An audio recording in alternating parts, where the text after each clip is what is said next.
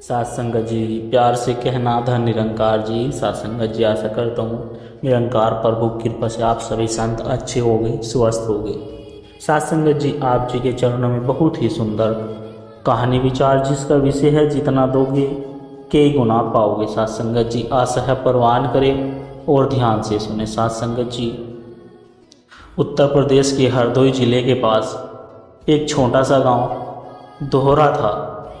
यह गांव बाकी हजारों गांव की तरह था। धूल से सना हुआ, खेतों में पसरी हरियाली, किनारे बहती पतली सी नदी और लोगों की सीधी सादी जिंदगी। सात संगत जी, उसी गांव में रहता था एक मोहन नाम का लड़का, जो लगभग 35 वर्ष का था। वो ईमानदार लेकिन बहुत ही गरीब किसान था। मोहन का जीवन आसान नहीं था। सात संगत जी, बचपन में ही उसके माँ बाप उसे छोड़कर दुनिया से चले गए थे, लेकिन उसका कोई भाई बहन भी नहीं था और बचपन से ही खेतों में मजदूरी करके अपना पेट भरना पड़ रहा था। सात संगत जी, उसके पास अपनी ज़मीन भी नहीं थी, बस दूसरों के खेत जोतता और बदले में जो कुछ अनाज मिल जाता उसी से अपने छोटे से परिवार पत्नी सुनीता और 2 बच्चों का पेट पालता था। लेकिन एक चीज़ जो मोहन के पास थी और वह थी आस्था। मोहन निरंकारी मिशन से जुड़ा हुआ था। भले ही वो कभी समागम में नहीं जा पाया, लेकिन गांव में जब भी कोई संत आता, वो अपने पुराने मैले कुचेले कपड़ों में भी सबसे आगे बैठा होता था। सात संगत जी, उसकी आंखें हमेशा श्रद्धा से भरी होती थी। एक बार एक संत ने गांव में सत्संग के दौरान कहा कि अरे बेटा, अगर तुझे कुछ चाहिए तो पहले देना सीख, क्योंकि जब तू किसी को कुछ देता है तो निरंकार तेरा भाव देखता है, और जितना दोगे उतना ही नहीं, उससे कई गुना पाओगे। बस सात संगत जी, तभी से मोहन का जीवन बदलना शुरू हो गया। साल 2005 की बात है। सात संगत जी, पूरे इलाके में भीषण सूखा पड़ा। ना खेतों में पानी, ना तालाबों में पानी। पशु मरने लगे, अनाज खत्म हो चुका था। सात संगत जी, लोगों के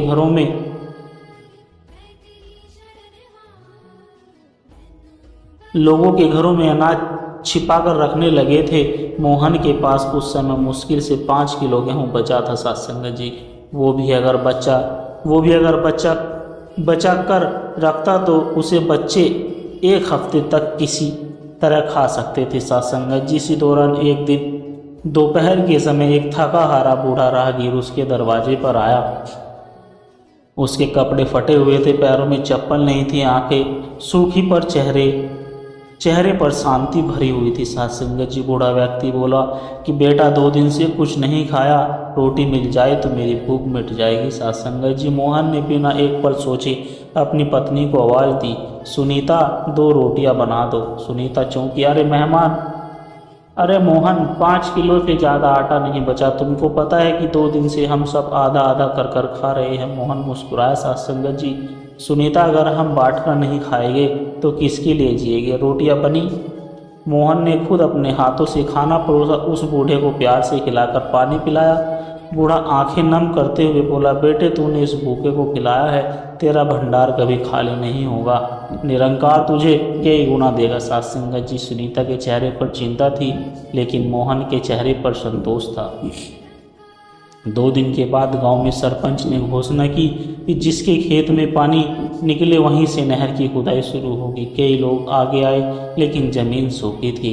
मोहन ने हिम्मत की और गांव के बाहर उस बंजर जमीन की ओर इशारा किया जहां वह मजदूरी करता था। सात संगत जी, यहाँ खुदवाइए, शायद कुछ निकले। गांव के लोग हंसने लगे। बंजर जमीन में पानी, और वो भी इस भिखारी के कहने पर। सात संगत जी, लेकिन एक बुजुर्ग बोले, चलो कोशिश कर लेते हैं। खुदाई शुरू हुई। सात संगत जी, जैसे ही 12 फीट खुदा, जमीन से पानी की धार निकल आई। सब स्तब्ध रह गए। वह पानी धीरे धीरे पूरे गांव के लिए जीवन दायिनी बन गया। सात संगत जी, लोग अब मोहन की तरफ अलग निगाहों से देखने लगे। कुएं से पानी निकालने के बाद सात संगत जी, मोहन की पहचान पूरे गांव में बन गई थी। सरपंच ने उसे गांव के जल प्रबंधन का काम सौंप दिया। सात संगत जी, अब हर दिन भोर में उठकर नलों की सफाई करता, पानी की टंकी की देखभाल करता और ज़रूरतमंदों के लिए हर संभव मदद करता। लेकिन वो यह सब दिखावे के लिए नहीं करता था। उसके अंदर जो सेवा भाव था वह तो निश्चल था सत्संगत जी। वह जानता था कि सतगुरु का वचन है, सेवा वह करे जिसमें अहंकार ना हो, बस समर्पण हो। एक दिन गांव में निरंकारी संतों की टोली आई। मोहन ने उन्हें अपने घर बुलाया। घर क्या था, एक कच्ची झोंपड़ी थी सत्संगत जी, लेकिन संतों को वहीं सबसे ज़्यादा सुकून मिला। संतों ने उसे एक विशेष निमंत्रण दिया कि बेटी अगले माह दिल्ली में बड़ा संत समागम है, तू वहाँ जरूर आना। सतगुरु से तेरा मिलन अब समय की पुकार है। सत्संगत जी मोहन पहली बार दिल्ली गया। जब समागम स्थल में पहुंचा तो हजारों संतों की भीड़ सेवा भाव, अनुशासन, भक्ति और संतुलन को देखकर उसकी आंखें भर आई। सत्संगत जी वह स्वयं भी सेवा में लग गया। लंगर सेवा की सफाई में, संगत को बैठाने में 30 सतगुरु बाबा हरदेव सिंह जी महाराज का प्रवचन था कि मोहन सबसे पीछे बैठा था। लेकिन सत्संगत जी जब सतगुरु जी की नज़र उस पर पड़ी, उन्होंने इशारे से सेवादार को बुलाया और कहा, उस संत को बुलाकर लाइए। मोहन घबरा गया, पर जब विनम्र से झुका और सतगुरु के चरणों में बैठा, बाबा जी मुस्कुराए और बोले, तूने सेवा में वो दिया जो खुद के पास कम था। तो अमीर नहीं था, लेकिन तेरा दिल दौलतमंद था। सत्संगत जी निरंकार तुझसे खुश है और तेरे जैसे सेवा की सच्चे संत है। मोहन की आंखों में अश्रुधारा बह निकली। सत्संगत जी उसे पहली बार जीवन में किसी ने अपनाया था, बिना धन बिना नाम, सिर्फ भावना के आधार पर। समागम के बाद मोहन गांव लौटा तो अब उसके मन में एक नया प्रकाश था। सत्संगत जी उसके गांव में सत्संग शुरू किया। उसने गांव में सत्संग शुरू किया, बच्चों को पढ़ाना शुरू किया, असहायों को कपड़ा देना, बीमारों के इलाज के लिए मदद करना, और यह सब उसने अपनी मेहनत के पैसों से किया। सत्संगत जी धीरे धीरे गांव बदलने लगा। जहां पहले लोग अपने झगड़ों में उलझे रहते थे, अब वे सेवा, प्रेम और सहयोग की भावना से जुड़ने लगे। सत्संगत जी मोहन को अब मिशन के जोनल सेवा केंद्र का सेवा प्रमुख बनवा दिया गया। सत्संगत जी परंतु उसका सेवा भाव जरा भी नहीं बदला। आज भी वह खुद झाड़ू लगाता, खुद पत्तल धोता, खुद संगत के जूते चप्पलों को उठाता। एक बार एक युवक ने पूछा कि चाचा, आप इतने बड़े संत हैं, फिर भी ऐसे छोटे काम क्यों करते हो? मोहन हंस पड़े। सत्संगत जी बेटा सेवा में छोटा बड़ा कुछ नहीं होता, सतगुरु की नज़र में सब समान है। सालों बीते, अब मोहन उम्रदराज हो गया था सत्संगत जी, लेकिन उसका सेवा भाव और गहरा होता चला गया। अब वो लोगों को सेवा के लिए प्रेरित करता, संगतें करवाता और नए भक्तों को ब्रह्म ज्ञान दिलाने में मदद करता। सत्संगत जी एक दिन गांव में वही पुराने व्यापारी जो पहले मोहन की गरीबी का मजाक उड़ाते थे, खुद उनके पास आए और बोले कि मोहन भाई, हमने तो जिंदगी में सिर्फ कमाया पर चैन कभी नहीं मिला। तुमने तो सब कुछ बांटा और आज तुम्हारे पास सब कुछ है, सम्मान, सुख, आत्मिक शांति, यह कैसे? सत्संगत जी मोहन शांत होकर जवाब दिया कि मेरा सतगुरु ने मुझे सब कुछ, मेरे सतगुरु ने सिखाया कि जितना दोगे उससे ज़्यादा पाओगे। जो चीज़ दूसरों को देने से घटती नहीं, वही असली पूंजी है। सत्संगत जी सेवा, प्रेम और श्रद्धा। सत्संगत जी मोहन के जीवन में यह सब स्पष्ट हुआ कि सच्चा सुख, सच्ची पूंजी और सच्चा सम्मान तभी मिलता है जब हम देने का भाव रखते हैं। मोहन के पास न धन था, न शैक्षणिक डिग्री, न राजनीतिक शक्ति, लेकिन उसके पास एक अमूल्य नीति थी, भक्ति और सेवा का मन। सत्संगत जी जब उसने रोटी दी तो उसे कुआं मिला, जब उसने पानी दिया तो उसे सत्संग मिला, जब उसने समय दिया तो सतगुरु का स्नेह मिला, जब उसने सब कुछ दिया तो उसे आत्मिक जीवन मिला। सत्संगत जी आज भी यदि हम जीवन में सुख, समृद्धि, आत्मिक शांति चाहते हैं तो पहला कदम हमें देना होगा। देने का मतलब सिर्फ पैसा हो नहीं होता। सत्संगत जी हम समय दे सकते हैं, ध्यान दे सकते हैं, प्रेम दे सकते हैं, श्रद्धा दे सकते हैं, सुनने का समय दे सकते हैं, और सबसे बड़ा सतगुरु में आस्था दे सकते हैं। जिन्होंने जीवन में केवल लिया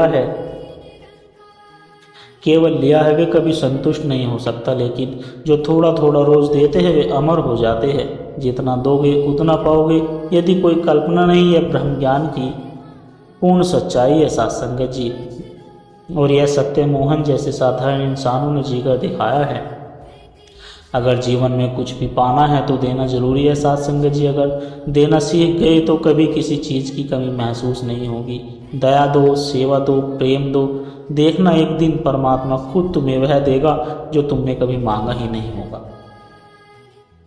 साथ संगत जी, राहुल का जीवन बाहर से सामान्य लगता था, अच्छी नौकरी, लेकिन एक अंदर एक तूफान चल रहा था। रोज ऑफिस में तनाव, घर आते ही माँ से झगड़ा, रिश्ते में दरारें, नींद कम, गुस्सा ज़्यादा और सबसे बड़ी बात, दिल में कोई सच्ची शांति ही नहीं थी। माँ कहती थी राहुल कभी बैठकर बात भी कर लिया कर। वो झल्ला कर कहता मुझे अकेला छोड़ दो माँ, दुनिया में कोई नहीं समझता मुझे। राहुल ने ध्यान, मेडिटेशन, काउंसलिंग सब आजमा लिया साथ संगत जी, पर मन का शोर बंद नहीं होता। एक दिन राहुल ऑफिस से देर लौटा। गली में एक माइक पर भजन बज रहा था कि नाम बिन जीवन सूना रे, मन भटके रे दूर दूर। राहुल रुक गया। भजन की आवाज़ धीमी थी लेकिन दिल तक जा रही थी साथ संगत जी। अनजाने में उस गली के आखिरी कोने पर बने सत्संग भवन तक पहुंच गया।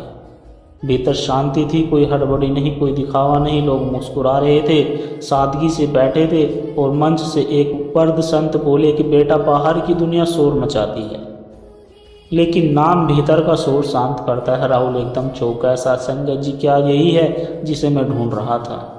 क्या यही है वो शांति जो हर समय मुझसे दूर थी?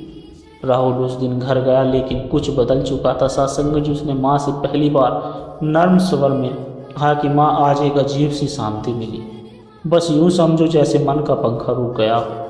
सत्संग से लौटने के अगले दिन राहुल के भीतर एक बेचैनी नहीं बल्कि एक उत्सुकता थी साथ संगत जी। ऑफिस में मीटिंग के दौरान भी वह सोचता रहा वो वर्द क्या कह रहे थे, नाम, सच्चा गुरु, शांति भीतर से, क्या यह सच में संभव है या बस एक मानसिक खेल है? साथ संगत जी, शाम को उसने फिर उसी गली की ओर कदम बढ़ाए। इस बार उसने हिचक के तीसरे दिन उसने नाम की दीक्षा ली। संत ने विनम्रता से कहा कि बेटा नाम कोई मंत्र नहीं, यह सच को जानने की दृष्टि है। अब तू इस सत्य को देख, पहचान और हर हाल में इसका स्मरण कर। राहुल ने साथ संगत जी पहली बार आंखें बंद कर शांति को सुना। भीतर एक गूंज सी महसूस हुई, कोई शब्द नहीं, कोई शोर नहीं, बस एक स्थिर मौन जो भीतर से कह रहा था कि तू अकेला नहीं, मैं तेरे साथ हूँ। जहाँ पहले राहुल की सुबह मोबाइल से होती थी अब धन निरंकार जी से होती थी साथ संगत जी। ऑफिस में झलझलाहट की जगह मौन का अभ्यास था। माँ हैरान थी कि बेटा तू इतना शांत कैसे हो गया है? राहुल बस मुस्कुराता कि माँ अब मन में कोई तोड़ नहीं चल रही, कोई लड़ाई नहीं चल रही, क्योंकि अब मैं लड़ नहीं, स्वीकार कर रहा हूँ। एक दिन अचानक ऑफिस से मैसेज आया कि प्रोजेक्ट कैंसिल हो गया, टीम भंग की जा रही है। साथ संगत जी, राहुल की नौकरी संकट में थी, माँ परेशान थी। राहुल के दोस्त बोले अब तेरे तू ही निरंकार से कुछ नहीं होगा,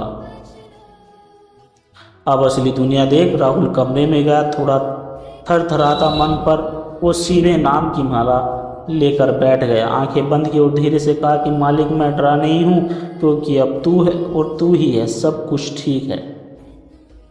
तू जो चाहे वही सही है, पर विश्वास गहराता है तब परीक्षा आती है। लेकिन जो नाम से जुड़ गया साथ संगत जो है परीक्षा को प्रसाद समझने लगा। राहुल की नौकरी पर संकट था, उसका प्रोजेक्ट बंद, ऑफिस का वातावरण तनावपूर्ण, पर इस बार राहुल डरा नहीं, उसने मालिक की रजा को अपनाया। राहुल, हम नई टीम बना रहे हैं, पुराने व्यवहार और धैर्य के आधार पर तुम्हें टीम लीडर बनाया गया है। साथ संगत जी, राहुल स्तब्ध रह गया। जहां सबको निकाला जा रहा था वहां मुझे जिम्मेदारी दी गई। उसने अंदर ही अंदर कहा तू ही निरंकार, तू समझ से परे है, नाम वरुण।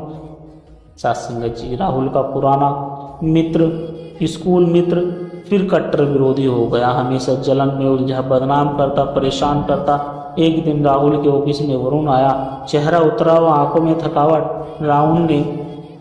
राहुल तो बदल गया है यार, तुझे देखता हूँ तो लगता है कि तू भीतर से शांत है। मैं थक चुका हूँ, नफरत, ईर्ष्या, लड़ाई, अब सब कुछ बचा नहीं। मुझे भी वही चाहिए जो तेरे पास है। साथ संगत जी, राहुल ने उसकी आंखों में देखा, कोई हिसाब नहीं, कोई ताना नहीं, बस सादगी से बोला वरुण तू जो ढूंढ रहा है वह मुझे सत्संग में मिला। अब मैं तुझे वहाँ लेकर चलूँगा। राहुल और अरुण साथ साथ सत्संग भवन में बैठे। मन से शब्द गूंजे, सत्संग जी। नाम से ही भीतर की अशांति मिटती है। पर उनकी आंखों से आंसू बहने लगे। राहुल, तू मेरा दुश्मन नहीं था, तू तो मेरी रोशनी बन गया रे। असली शक्ति उस इंसान में होती है जो चोट खाकर भी शांति बांटता है, और जब शांति हमारे भीतर ठहर जाए तो दुश्मन भी दोस्त बन जाता है। सत्संग जी, पिछले कुछ महीनों में राहुल में आए बदलाव से माँ सरिता को साफ दिख रहा था। अब वो गुस्से में नहीं बोलता था, हर दिन सेवा की बात करता और हर हाल में बस 2 शब्द दोहराता, तू ही निरंकार। एक दिन माँ ने पूछा, बेटा तूने कोई ताबीज बांध लिया क्या? जो अब गुस्सा नहीं आता, नींद भी समय से आ जाती है। राहुल मुस्कुराया। सत्संग जी बोला, माँ ताबीज नहीं, मैंने नाम को जीवन में बांध लिया है। माँ की जिज्ञासा बढ़ी। माँ ने धीरे से कहा, कभी मैं भी बहुत पूजा करती थी, मंदिर जाती, व्रत रखती, पर अब लगता है सब रस्में बन गई है, मन में ठहराव नहीं है। सत्संग जी, राहुल ने माँ का हाथ पकड़ा। माँ, क्या आप एक रविवार मेरे साथ सत्संग में चलेगी? वहाँ कुछ नहीं होता, बस मन सुनता है। माँ पहले तो टाली, फिर मान गई। भजन चल रहा था कि मांगना नहीं कुछ भी, बस शुक्रिया। माँ एक टक मंच की ओर देखती रही, भाषण नहीं, भाव सुन रही थी। मंच से एक बहन कह रही थी कि मैंने अपने बेटे को खोया, तब भी मुझे मालिक से क्या मांगूं। फिर समझ में आया, नाम ही सब कुछ है। माँ की आंखें भर आई। उन्हें लगा कि जैसे वह बोल रही है सत्संग जी, और मंच पर कोई उनकी आत्मा कह रही है। माँ शांत थी, जैसे भीतर कुछ नया उतर आया हो। राहुल ने पूछा, कैसी लगी माँ सत्संग? माँ ने धीमे से जवाब दे, बेटा आज तुझे नहीं, मुझे नया जीवन मिला है। मैंने आज जाना कि पूजा थाली से नहीं, नाम की जिज्ञासा से पूरी होती है। जब माँ की आंखों में शांति उतर आए तो समझो घर में आशीर्वाद की बारिश शुरू हो गई। और नाम की शिक्षा केवल पढ़ाई नहीं, जीवन को बदलने वाला अनुभव। एक सुबह राहुल ऑफिस पहुंचा तो HR ने बुलाया। राहुल, आपकी परफॉर्मेंस लगातार बेहतरीन रही है, अमेरिका की ब्रांच में एक लीड पोजीशन निकली है और हमने आपका नाम नामांकित किया है। सत्संग जी, राहुल चंकित रह गया। अमेरिका इतनी बड़ी जिम्मेदारी क्या मेरे लिए? HR मुस्कुराया, बिल्कुल, पैकेज 2 गुना है और स्थायी वीजा की संभावना है। बढ़िया पैसे, विदेश में जिंदगी, सामाजिक प्रतिष्ठा। माँ और दूसरी ओर माँ और अब सत्संग से जुड़ी थी नेहा, जिसकी शादी अगले साल थी। और सबसे बड़ी बात, सत्संग का वो वातावरण जिसने उसे जीवन दिया था। राहुल कमरे में बैठा था, आंखें बंद, नाम की माला मन में, मालिक का नाम। मालिक, मैं कहीं भाग नहीं रहा, पर क्या तू भी अमेरिका में मिलेगा? वहाँ तेरा नाम होगा। और पर क्या यह सन्नाटा मिटेगा? माँ चाय लेकर आई और बोली, बेटा जहाँ भी तू जाए तो मालिक को लेकर जाएगा। मालिक को लेकर जाएगा या मालिक तुझे लेकर जाएगा, यह अंतर मत भूलना। राहुल मुस्कुराया कि माँ तूने आज फिर मेरी उलझनें खोल दी। जाऊँगा, पर वहाँ भी नाम की सेवा लेकर जाऊँगा। सत्संग जी, राहुल ने नौकरी स्वीकार की, वीजा प्रक्रिया शुरू की, पर अब उसका बैग केवल कपड़े लेकर नहीं जा रहा था, उसमें नाम की श्रद्धा और सत्संग की संस्कृति भी साथ जा रही थी। राजा को कभी जंघा से मत जोड़ो, रजा को कभी जंघा से मत जोड़ो, वो दिल से जुड़ती है, शहरों से नहीं। जहाँ नाम साथ है वहाँ कोई देश, कोई दूरियां मायने रह रखती। राहुल अब अमेरिका आ चुका था। सत्संग जी, नई जुबान, नई जमीन, नई संस्कृति, लेकिन नाम वही था जो भारत में उसकी सांसों का हिस्सा बन चुका था। ऑफिस चमकदार था, पर चेहरे बुझे हुए थे। राहुल ने देखा, लोग यहाँ भी दौड़ रहे हैं, मुस्कुरा रहे, पर मन भीतर से थका हुआ है। सत्संग जी, एक दिन लंच टाइम में एक युवक उसे काफ़ी देर से देख रहा था। तू इंडियन है? राहुल ने कहा कि हाँ, कुछ अलग है तुझ में, तू हमेशा शांत क्यों रहता है? राहुल मुस्कुराया, बोला, क्योंकि मैं हर हाल में शुक्रिया करना सीख गया हूँ। वो युवक, उसका नाम था सेम, उम्र 26 वर्ष, जन्म अमेरिका।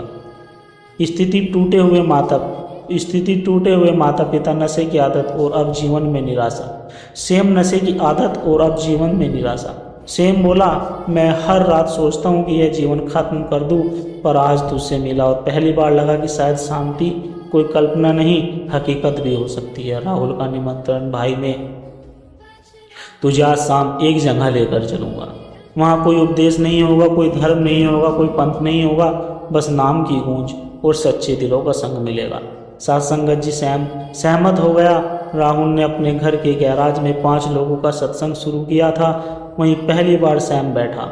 भजन बज रहा था कि श्वास में समाया तू मालिक, तू हर बात में। सैम की आंखें भीग गई। उसने कहा, राहुल मैं आज पहली बार भीतर से रोया हूँ। पहले मैं सबको दोष देता था, आज पहली बार मैं खुद को माफ़ किया है। सत्संगत, जब हम शांति को जीने लगे तब हम खुद किसी और की राह बन जाते हैं। नाम सिर्फ आत्मा की दौलत नहीं, कभी कभी वो किसी की जान भी बचा लेता है। राहुल और श्याम ने मिलकर एक छोटा सा सत्संग रूप बनाया था। नाम शांति संग, उद्देश्य सिर्फ सुनना, समर्पण करना और अनुभव बांटना। पहले हफ्ते 5 लोग, दूसरे हफ्ते 12 लोग, तीसरे हफ्ते 21 लोग। सत्संगत जी, हर रविवार एक नई आत्मा आती। कोई थका हुआ था, कोई टूटा हुआ, कोई खोया हुआ, और हर बार सत्संग के बाद आंखें नम पर मन हल्का होता। सैम अब वही युवा नहीं रहा जो आत्महत्या के किनारे खड़ा था। अब वो नाम से जुड़ा था। सत्संगत जी, जीवन से जुड़ा और सेवा से ओतप्रोत था। वो नई आत्माओं से कहता कि मैं प्रूफ हूँ कि नाम से विश्वास नहीं, जीवन का टर्निंग पॉइंट बन जाता है। मैं खत्म होने वाला था, अब मुझे जीने की वजह मिली है, और वो वजह है रजा। एक वर्द ने कहा कि बेटा मैं 25 साल से अमेरिका में हूँ, बहुत मंदिर, चर्च, थेरेपी देखी, पर जो सच में मुझे आज यहाँ मिला वह कहीं नहीं मिला। सैगान राहुल की चिट्ठी। सत्संगत जी, भारत में माँ को, तूने मुझे बचपन में रामायण पढ़ाई थी माँ, अब मैं यहाँ नाम की गाथा सुना रहा हूँ। मैंने पैसे कमाया पर अब सेवा कमा रहा हूँ। लोग मुझसे नहीं पूछते कि मैं क्या करता हूँ, अब पूछते हैं कि तू इतना शांत कैसे है। मैं बस मुस्कुरा कर कहता हूँ कि धन निरंकार जी, सेवा कोई मंच नहीं मांगती, बस सच्चा मन और साझा करने की भावना चाहिए। सत्संगत जी, जब आप खुद बदलते हो तो आपके माध्यम से पूरी दुनिया बदल सकती है। 4 साल बाद राहुल कुछ महीनों के लिए सत्संगत जी भारत लौटा। माँ पूरी तरह सत्संग से जुड़ी थी। नेहा की शादी हो चुकी थी और मोहल्ले के लोग कहते थे तुम्हारा बेटा अब पहले जैसा नहीं रहा। अब उसमें कोई गहराई बस गई है। राहुल के पास कॉल आई सत्संगत जी उसके बचपन दोस्त विक्की की माँ रोते हुए बोली, बेटा विक्की बहुत परेशान है, कर्ज में डूबा है और कल रात उसने कहा कि अब मैं जा रहा हूँ माँ, मुझे ढूंढना मत। राहुल के कान गर्म हो गए। सत्संगत जी, दिल धड़क उठा। कहने लगा, नहीं, मैं यह चुपचाप नहीं देख सकता। जैसे सेम को बचाया था, आज विक्की को भी बचाना मेरा कर्तव्य है। सत्संगत जी,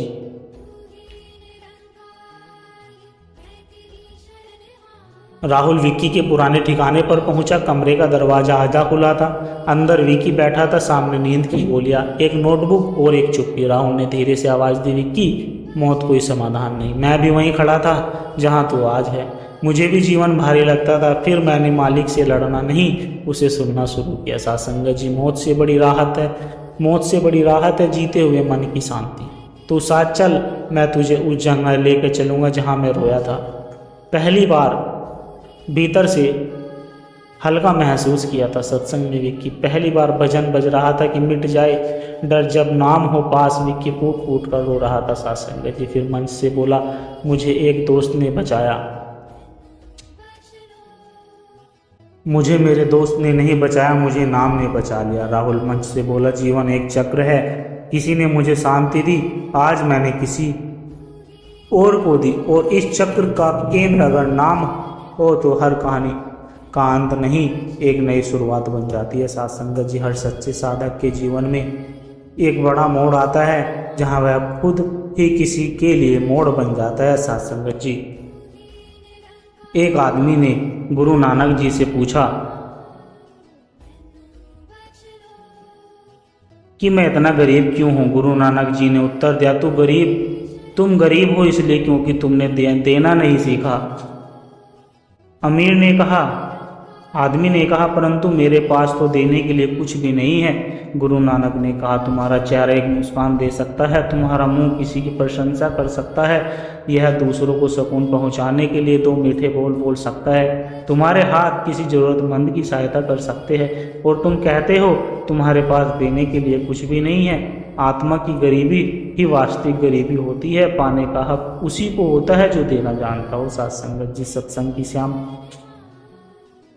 जी श्याम के घर में चोरी हो गई। वह बहुत डर गया था और तनाव में था। संत ने उसे कहा कि सुमरन करो, नाम का जप करो, इससे मन को शांति मिलेगी और पूरी ताकतें दूर होगी। साथ संगत जी श्याम ने गुरु की बात मानी और हर रोज सतगुरु का सिमरन करना शुरू कर दिया। साथ संगत जी कुछ दिनों के बाद उसने महसूस किया कि उसका मन पहले से शांत और संतुलित हो गया है। एक रात फिर चोर आए, लेकिन श्याम का सुमरन सुनकर वह डर कर भाग गए। साथ संगत जी सुमरन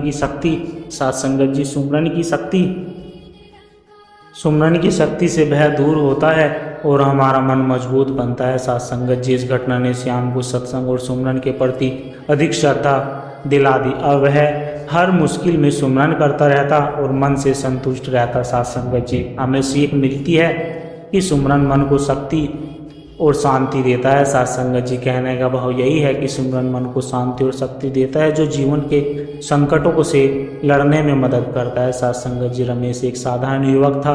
वह सत्संग में जाता लेकिन सेवा में दिल नहीं लगता था। साथ संगत जी वह सोचता था कि सेवा करना कठिन है और थकान से भरा हुआ काम है। एक दिन सत्संग में सतगुरु ने समझाया कि सेवा में आत्मा की शांति और सुख छुपा होता है। साथ संगत जी रमेश ने सतगुरु की बात मानी और सेवा करना शुरू कर दी। शुरुआत में उसे सेवा तो बोझ जैसी लगी, पर धीरे धीरे उसने अनुभव किया कि सेवा करने से दिल हल्का और खुश रहता है। वह दूसरों की मदद करने में आनंद पाने लगा। साथ संगत जी रमेश ने महसूस किया कि सेवा करते करते उसका अहंकार घट रहा है और मन में विनम्रता भी आ रही है। वह सत्संग में और अधिक मन लगाकर बैठता और हमेशा सुमरन भी करता। साथ संगत जी कुछ ही महीनों के बाद रमेश का जीवन पूरी तरह से बदलने लगा।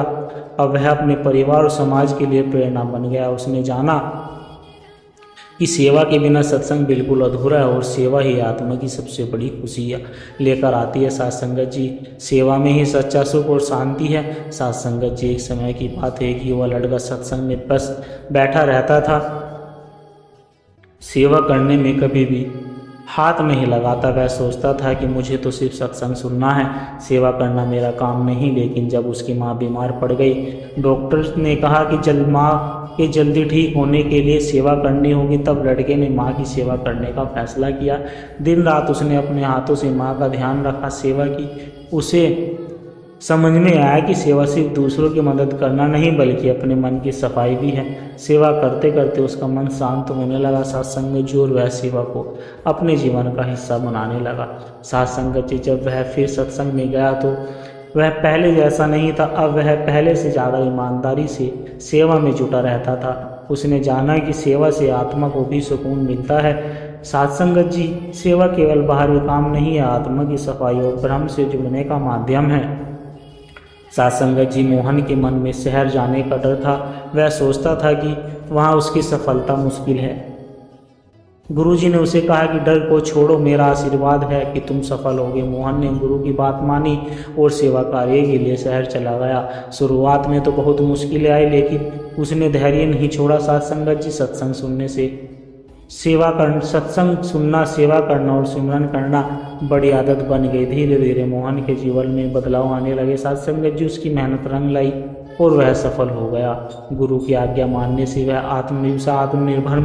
आत्मविश्वास मिला और जीवन में खुशियाँ भी आई। मोहन ने उस समय महसूस किया कि गुरु की बात मानने से मन में शक्ति आती है और सफलता भी स्वाभाविक होती है। साथ संगत जी गुरु की आज्ञा और आशीर्वाद से ही हमारे जीवन में सफलता आती है। साथ संगत जी हमने विवेक बुद्धि से काम लेना है और जीवन में सही दिशा को चुनना है। कोई व्यक्ति यदि गलत काम कर रहा है तो चुनाव हमारा है कि हम आंखें बंद करके उसके साथ गड्ढे में गिर जाए या उसका हाथ पकड़कर उसको बचा ले। हमने पल पल समझदारी से जीवन बिताना है। इंसान का शरीर मिलने से ही हम इंसान नहीं बन जाते। सचमुच मानवता वाले गुण जैसे सहनशीलता, दया, नम्रता आदि भाव जो बहुत छोटी उम्र से हमें सिखाए जाते हैं, उनको अपनाकर ही हम वास्तविक रूप से इंसान बनते हैं। साथ संगत जी इंसान का आधार लेते हुए हम सेवा, सत्संग, सुमरन को अधिक से अधिक किया करें और सुमरन तो हर समय ही किया करें। जैसे काम करते हुए हम बिना कोशिश के श्वास लेते हैं। इसी तरह सुमरन के लिए भी अगर अलग से विशेष समय निकालने की जरूरत नहीं है। हर पल हर श्वास में सुमरन हो। यह है जो शब्द है तू ही निरंकार, मैं तेरी शरणा मैं पक्ष लो। इनके साथ हमारे मन की लिए निरंकार के संग जुड़ी रहे। जब निरंकार का एहसास बन जाता है तब यह जरूरी नहीं है कि जरूरी नहीं कि शब्द मुंह से निकले, इसका एहसास भी सुमरन है। जैसे सतगुरु मेरा कल तेरे हाथ, मेरा आज तेरे हाथ, मेरा पद तेरे हाथ, मेरी लाज तेरा हाथ। तू जो चाहे भर दे मेरी जिंदगी के संगीत, हर सुर तेरे हाथ, साज तेरे हाथ। अपनी जुबान से मैं तो मांगना भी नहीं जानूं, मेरे दिल के अरमान की आवाज़ तेरे। हम सब की इच्छा पर तेरी रजा की मुहर पूरी कर दे मेरे मालिक, हर मुराद तेरे हाथ। किसी भी प्रकार का दुख व दर्द बातों को मन में बार बार दोहराना और लंबे समय तक पकड़ कर रखने से हमारे शरीर में बीमारी पैदा होती है। साथ संगत जी, क्षमा भाव से माफ करना और दुख को छोड़ना न केवल हमारी खुशी बल्कि हमारे साथ के लिए भी महसूस है, स्वास्थ्य के लिए भी महसूस है। साथ संगत जी, स्वभाव सूर्य जैसा होना चाहिए, उगने का अभिमान ना ही डूबने का अभिमान। साथ संगत जी, बस ये अंदाज रखो, जिसने तुम्हें न समझो उसे नजरअंदाज करो, करने दो। कुछ न कुछ हो तो सामने वाले को सम्मान, वही सबसे बड़ा दान है। साथ संगत जी, हम किसी भी परिस्थिति में हो, हमें यह याद रहे कि हमने शिकवा शिकायत नहीं करनी, सिर्फ शुक्राना ही करना है कि शायद निरंकार ने मेरी औकात से बढ़कर मुझे दिया है। जो कुछ भी मिला है उसका कभी घमंड नहीं करना, किसी को हम कम करके ना कि निरंकार ने जो भी सुविधाएं हमें दी है उसका सदुपयोग हो, उन्हें कभी विनाश की ओर लेकर न जाए। सभी चीज़ों का सदुपयोग करते हुए जीवन में हर क्षण की परवाह करे। साथ संगत जी, प्यार से कहना धन निरंकार जी। साथ संगत पिताज के द्वारा कहे गए विचार यदि आप को अच्छे लगे हो तो वीडियो को लाइक करें, शेयर करें, कमेंट बॉक्स में धन निरंकार जी लिखकर अपनी विचार साझा जरूर करें। साथ संगत जी, उदास को आशीर्वाद दे हर रोज आप जी के चरणों में ऐसे ही सुंदर निरंकारी विचार लेकर आता रहूँ। साथ संगत जी, प्यार से कहना धन निरंकार जी।